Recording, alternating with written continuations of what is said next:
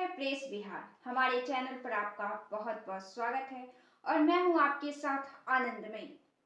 दिल्ली की राजनीति में हुई जाट की एंट्री, केजरीवाल को कितना फायदा, भाजपा को कितना नुकसान। जनवरी के माह में और बढ़ती इस ठंड में दिल्ली का तापमान काफी हिट है। अरविंद केजरीवाल पिच पर आकर खेल रहे हैं और छक्का जड़ते हुए नजर आ रहे हैं। केजरीवाल तो ऐसे हमले कर रहे हैं कि एक तीर से तो सीधे भाजपा पार्टी पर प्रहार है और दूसरे तीर से जनता का वोट उनके थैली में। केजरीवाल अपने तर्कस से अब तीर निकालने शुरू कर दिए हैं। जब चुनाव होने में एक माह का भी वक्त शेष नहीं बचा हुआ है। अभी तो एक ही तीर निकाले हैं, अब आगे क्या क्या तीर निकलते हैं ये तो केजरीवाल ही जाने। उन्होंने कहा कि मैं जादूगर हूं, मैं जानता हूं कि पैसे कहां से निकालने हैं। केजरीवाल ने बड़ा चुनावी दांव चलते हुए जाट आरक्षण की बात कह दी है। उन्होंने मोदी सरकार पर सवाल खड़े कर दिए हैं और दिल्ली में जाट वोटरों को अपने तरफ कर लिया है। भाजपा पार्टी का कहना है 25 दिन पहले जाट समुदाय की याद केजरीवाल को क्यों आई है। प्रवेश वर्मा का कहना है कि केजरीवाल जाटों के नाम पर राजनीति कर रहे हैं। आपको पहले बता दें कि दिल्ली में जाट समुदाय की भूमिका क्या है। दरअसल यहाँ जाट समुदाय खेती किसानी करते हैं, यही उनका मुख्य पेशा है। दिल्ली की राजनीति में एक समय में जाट समुदाय का राजनीति में वर्चस्व हुआ करता था। साल 1996 में साहिब सिंह वर्मा के रूप में दिल्ली को पहला जाट मुख्यमंत्री मिला, लेकिन समय के साथ दिल्ली में शहरी इलाके बढ़ते चले गए और राजनीति में जाटों का प्रभाव कम होता चला गया। दिल्ली की 70 में से लगभग 10 सीटों पर जाट अपना असर रखते हैं। ये सीटें हैं महरौली, नजफगढ़, बिजवासन, पालम, मटियाला, विकासपुरी, नांगलोई, जाट, नरेला, रिठाला और मुंडका।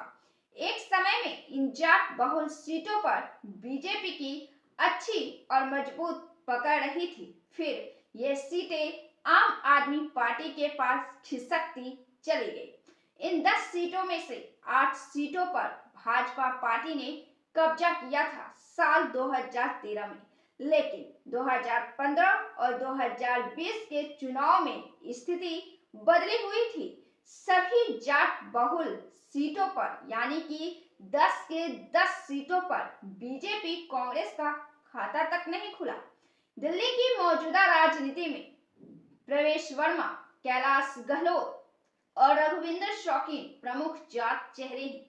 बीजेपी ने बिजवासन से कैलाश गहलोत को टिकट दिया है। गहलोत बीजेपी से पहले नजफगढ़ से आम आदमी पार्टी के टिकट से ही 2 बार साल 2015 में और 2020 में विधायक रह चुके थे। इस दौरान वे केजरीवाल की कैबिनेट का हिस्सा भी रहे थे। नवंबर 2024 में कैलाश गहलोत आप पार्टी से इस्तीफा देकर बीजेपी में शामिल हो गए। इसके बाद दिल्ली कैबिनेट में रघुविंदर शौकीन को मंत्री बनाया गया। रघुविंदर शौकीन दिल्ली के नांगलोई सीट से 2 बार विधायक रह चुके हैं। 2015 से पहले शौकीन बीजेपी के नेता थे। साल 2008 तक दिल्ली में बाहरी दिल्ली लोकसभा सीट थी। इस सीट पर जाट समाज से आने वाले दिल्ली के मुख्यमंत्री साहिब सिंह वर्मा साल 1999 में जीते थे। इस सीट पर जाट मतदाता निर्णायक भूमिका में थे। 2008 में यह सीट 3 निर्वाचन क्षेत्रों में बट गई। पश्चिमी दिल्ली और उत्तर पश्चिमी दिल्ली नई सीटें बनी। एक हिस्सा पहले से मौजूद दक्षिणी दिल्ली सीट में शामिल हो गया। इसके बाद नई सीटों पर जाट का उतना प्रभाव नहीं रह गया जितना बाहरी दिल्ली सीट पर था। पहले एक सीट हुआ करता था तो वे निर्णायक भूमिका में भी थे, लेकिन 3 भागों में बंटने के बाद जाट वोटर्स के वोट भी 3 भागों में बंट गए और उनका वह प्रभाव समाप्त हो गया। उत्तर पश्चिमी सीट पर जाटों की अच्छी आबादी है, लेकिन यह आरक्षित सीट है। दक्षिणी दिल्ली में जनसंख्या में बदलाव के कारण गुर्जर समाज का प्रभाव बढ़ गया। साल 2014 से लेकर अब तक इस सीट पर गुर्जर उम्मीदवार जीते हैं। पश्चिमी दिल्ली लोकसभा सीट पर 2014 से जाट समाज के सांसद हैं। आम आदमी पार्टी के 70 उम्मीदवारों में 8 जाट हैं। बीजेपी ने अभी सिर्फ 29 उम्मीदवार ही घोषित किए हैं, जिनमें 4 प्रत्याशी जाट हैं। कांग्रेस ने अभी तक 48 उम्मीदवारों के नाम का ऐलान किया है, जिनमें 3 जाट उम्मीदवार भी शामिल हैं। जब 2014 में जाटों को केंद्रीय पिछड़ा वर्ग सूची में डाला गया, तो हरियाणा और पश्चिमी यूपी के हजारों बच्चों ने दिल्ली यूनिवर्सिटी में दाखिला लिया था। इस वजह से यह मुद्दा का काफी असर चुनाव में दिखेगा। चुनावी मुद्दा बनाने से फायदा केजरीवाल को मिल सकता है, क्योंकि देखा जाए तो राजस्थान के जाट समुदाय को आरक्षण मिलते हैं, वहीं दिल्ली के ही जाट समुदाय को आरक्षण नहीं मिलते हैं।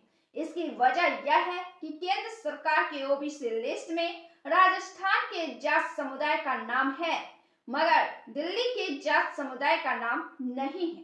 केंद्र सरकार इस आरक्षण के मुद्दे पर बिल्कुल खामोश नजर आ रही है। वहीं केजरीवाल इस मुद्दे को जोर शोर से उठा रहे हैं। यह जनता के हित और प्रत्यक्ष लाभ से जुड़ा हुआ है। वहीं भाजपा अब तक कोई ऐसा चुनावी वायदा जनता से करते हुए नजर नहीं आई है। वहीं केजरीवाल इसे एक चुनावी हथियार के तौर पर प्रयोग कर रहे हैं, जिससे उनके पास वोट तो आएंगे। भाजपा पार्टी इस मुद्दे पर जबरदस्त तौर पर घिरेगी भी। केजरीवाल का दावा है कि इन मुलाकातों में केंद्र सरकार ने दिल्ली के जाट समाज को आरक्षण का आश्वासन दिया था। केजरीवाल के मुताबिक 26 मार्च 2015 प्रधानमंत्री नरेंद्र मोदी ने दिल्ली के जाट समाज के प्रतिनिधियों से अपने घर में मुलाकात की। 8 फरवरी 2017 को अमित शाह ने यूपी चुनाव से पहले दिल्ली और देश के जाट नेताओं की मीटिंग बुलाई। 2019 के लोकसभा चुनाव से पहले बीजेपी सांसद प्रवेश वर्मा, जो कि एक जाट चेहरा है, अपने आवास पर अमित शाह ने जाट नेताओं से मुलाकातें की। 2022 दिल्ली में सैकड़ों जाट नेताओं से गृह मंत्री अमित शाह ने मुलाकात की। केजरीवाल का यह कहना है कि केंद्र सरकार की वादा खिलाफी के कारण दिल्ली के हजारों जाट युवाओं के साथ अन्याय हो रहा है।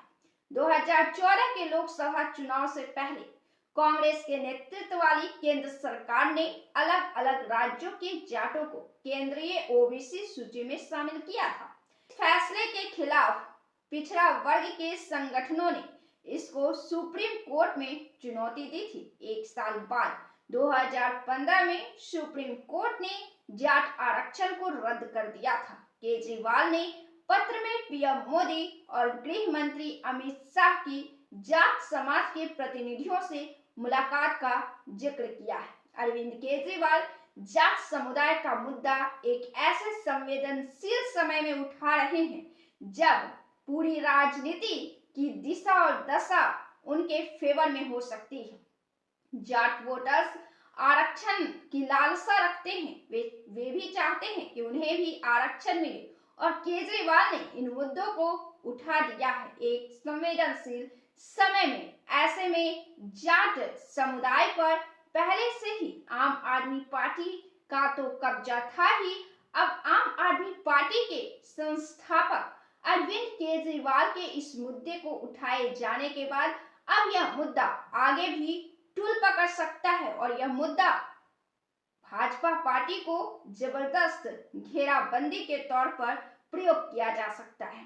आप इस मुद्दे को कैसे देखते हैं? आप इस पर क्या राय रखते हैं? अपना जवाब कमेंट बॉक्स में जरूर दें। वीडियो को लाइक करें, शेयर करें और चैनल को सब्सक्राइब जरूर से कर लें। फिर हम मिलते हैं ऐसे ही खबरों के साथ अगले वीडियो में। तब तक के लिए मुझे दीजिए इजाजत। बहुत बहुत धन्यवाद।